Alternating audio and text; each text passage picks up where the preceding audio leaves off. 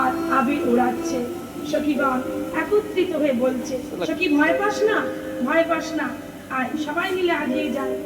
গোবিন্দের দিকে তারা লম্ফ দিয়ে ডম্ফ যোগে সুস্বরে গাইতে গাইতে আগিয়ে চলেছে। কেমন ভাবে নাচত গাওত আবির